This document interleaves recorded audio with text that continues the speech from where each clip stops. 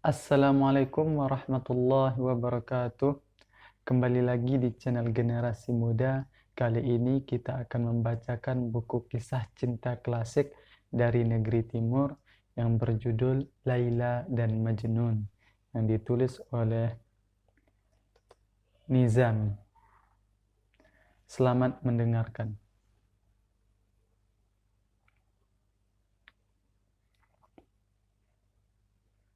Bagian yang pertama, buah hati yang sempurna. Hanyalah manusia yang mampu merasakan kepedihan karena memiliki sesuatu yang tak dibutuhkannya, namun mendambakan sesuatu yang tak mampu dimilikinya.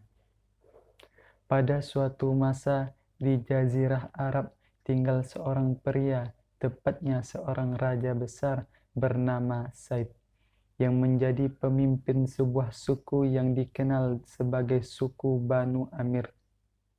Tak ada pengusaha lain yang menyamai kemakmuran serta kesuksesannya, dan keberaniannya sebagai pemimpin telah dikenal seluruh pelosok wilayahnya. Bagi kaum miskin, ia adalah seorang dermawan. Pintu-pintu gudang hartanya selalu terbuka dan ikat dompetnya tak pernah tertutup. Sifatnya yang ramah kepada para pedagang asing pun sangat terkenal. Ia sangat dicintai oleh rakyatnya. Ia merasa bersyukur menikmati segala rasa hormat yang biasanya hanya ditujukan kepada para sultan serta khalifah.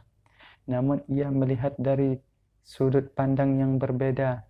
Baginya, ia bagaikan sebuah lilin yang seraya perlahan meleleh tanpa ada memberikan berkas cahaya bagi lainnya. Kesedihan yang teramat menyeluyati hatinya, membuat hari-harinya makin terasa suram. Said tak memiliki putra. Apa arti kekayaan melimpah serta kekuasaan besar bagi seorang bila ia tak memiliki seorang putra? Apa artinya kemuliaan serta kewibawaan jika tak ada seorang pun yang akan meneruskan nama besar keluarganya? Dan apa artinya hidup jika tak disertai oleh kebahagiaan akan hadirnya anak-anak? Pertanyaan-pertanyaan itu menghantui benak si pria tua, dan semakin ia memikirkannya, semakin besarlah kesedihannya. Doa-doanya tak mendapat jawaban, dan segala amal yang dilakukannya hanya sia-sia saja. Ia menanti datangnya bulan purnama yang tak pernah muncul, sebuah taman bunga mawar yang tak akan pernah mekar. Meskipun begitu, ia tak kehilangan harapan.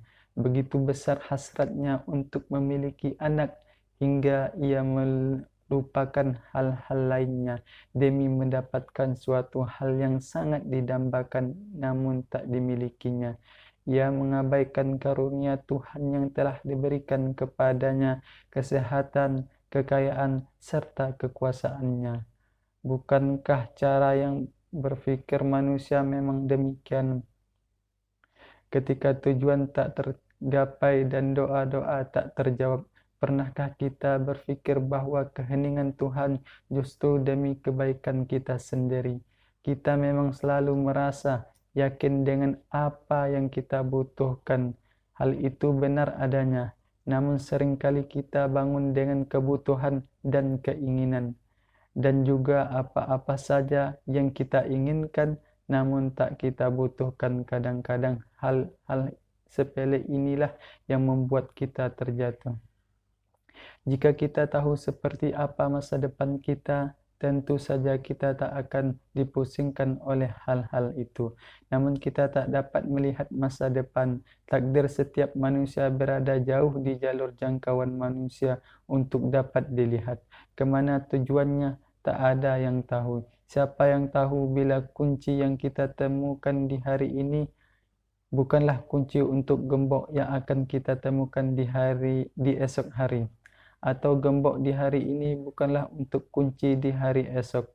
Dan begitulah Said berdoa dan berpuasa dan terus memberi sedekah hingga hampir saja ia mengakui kekalahannya. Pada saat itulah Allah mengabulkan permintaannya. Ia diberikan seorang bayi laki-laki, seorang anak yang sangat tampan bagaikan bunga mawar yang baru saja mekar. Bagaikan sebuah berlian yang keindahannya dapat mengubah malam menjadi siang. Untuk merayakan kelahirannya, Said membuka lebar seluruh gudang hartanya dan menghambur-hamburkan emas seolah-olah yang disebarkannya hanyalah butiran-butiran pasir. Semua orang merasa kebahagiaannya dan acara itu dirayakan dengan pesta meriah di seluruh pelosok wilayah. Saat bayi diasuh oleh perawat yang berhati lembut hingga bayi itu tumbuh besar, kuat dan sehat. Dan begitulah 14 hari setelah kelahirannya, sang bayi telah menyerupai bulan purnama dengan segala keindahannya, menyinari dunia dengan cahayanya, dan dengan cahaya itu semua orang dapat melihatnya dengan jelas. Di hari ke-15, kedua orang tuanya memberikan nama Kais. Namun begitulah, hal ini dilakukan secara rahasia, tersembunyi dari semua orang demi mengusir hal-hal jahat. Setahun berlalu dan ketampanan sang bayi berubah menjadi kesempurnaan. Ia tumbuh menjadi seorang anak yang ceria dan aktif tahun demi tahun, bagai setangkai mawar yang dirawat dengan hati-hati di sebuah taman bunga.